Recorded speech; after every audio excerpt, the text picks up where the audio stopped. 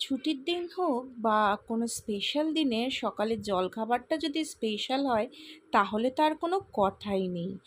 আর সঙ্গে যদি হয় এরকম গরম গরম ফুলকো লুচি, তাহলে চলো আজকে যেই রেসিপিটা শেয়ার করব সেটা হচ্ছে চানা মশলার রেসিপি। এটা খেতে কিন্তু একেবারে বিয়েবাড়ির মতো হয়। তাহলে চলো আজকে এই রেসিপিটা ঝটপট করে তোমাদের সঙ্গে শেয়ার করে দিই। তো আমি এখানে দেখো কাবলি ছোলা নিয়ে নিয়েছিলাম, নিয়ে এটাকে আমি ভিজিয়ে রেখেছিলাম জল দিয়ে। তো এটাকে তোমরা চাইলে আগের দিন রাতে ভিজিয়ে রাখতে পারো, বাট আমি ভুলে গিয়েছিলাম সেই কারণে আমি এখানে 3 থেকে 4 ঘন্টা এটাকে ভিজিয়ে রেখেছি। এরপর আমি এটাকে সিদ্ধ করব, তার জন্য প্রেশার কুকারে চানাটা দিয়ে দিলাম, দিয়ে অল্প পরিমাণে একটু নুন দিলাম, দিয়ে পরিমাণ মতো এর মধ্যে আমি জল দিয়ে কিন্তু এটাকে আমি সিদ্ধ করে নেব। তো এটা মোটামুটি 5 থেকে 6টা সিটি দিলেই কিন্তু চানাটা একেবারে সিদ্ধ হয়ে যায়। তো চলো এবার একটা মশলা বানিয়ে নিই। তার জন্য আমি এখানে দেখো পেঁয়াজ কেটে নিয়েছি।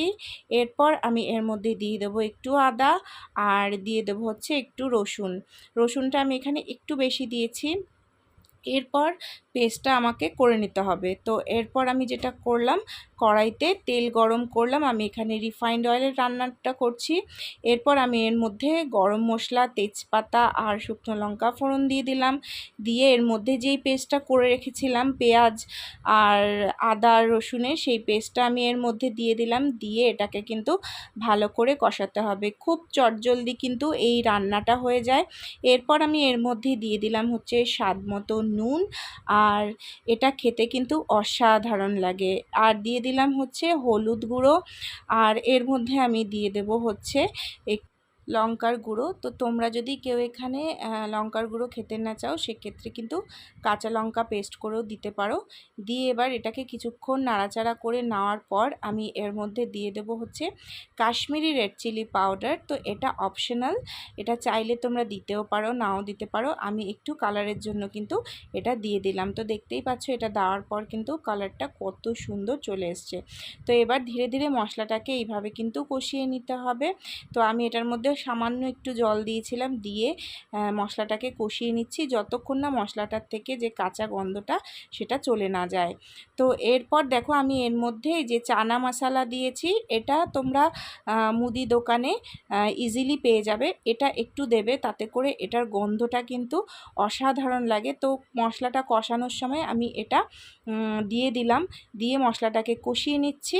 মশলাটা কষানো হয়ে গেলে যেই চানাটা আমি সিদ্ধ করে রেখেছিলাম প্রেসারের জল সমেত, সেটাই কিন্তু আমি এর মধ্যে দিয়ে দিলাম। দিয়ে এবার বেশ কিছুক্ষণ কিন্তু এটাকে নাড়াচাড়া করে নিতে হবে। তো দেখতেই পাচ্ছ আমার চানা মশলাটা কিন্তু একদম রেডি।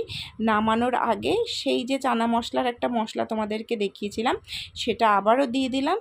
দিয়ে দেওয়ার পর আমার কিন্তু রান্নাটা একদম রেডি। ট্রাস্ট মি, এটা খেতে অসাধারণ লাগে। বাড়িতে এটা অবশ্যই ট্রাই করো। আর যদি কেউ এর মধ্যে আলু দিতে চাও, তো ঘুগনিতে যেরকম আমরা আলু দিই সেরকম ছোটো ছোটো করে আলু কেটেও কিন্তু এর মধ্যে দিতে পারো। তো দেখো আমার রান্নাটা কিন্তু একদম তৈরি, সঙ্গে ফুলকো ফুলকো লুচি। তবে আর একটা কথা তোমাদের সঙ্গে শেয়ার করি, লুচি কিন্তু আমার ঠিক গোল করে বেলা হয় না, তাই লুচিগুলো দেখতে একটু এরকম হয়েছে। তো কেউ কিছু মনে করো না। রেসিপিটা ভালো লাগলে একটা লাইক করে দিও, আর অবশ্যই কমেন্ট করে জানিও কীরকম লাগলো। টাটা, সবাই খুব ভালো থেকো।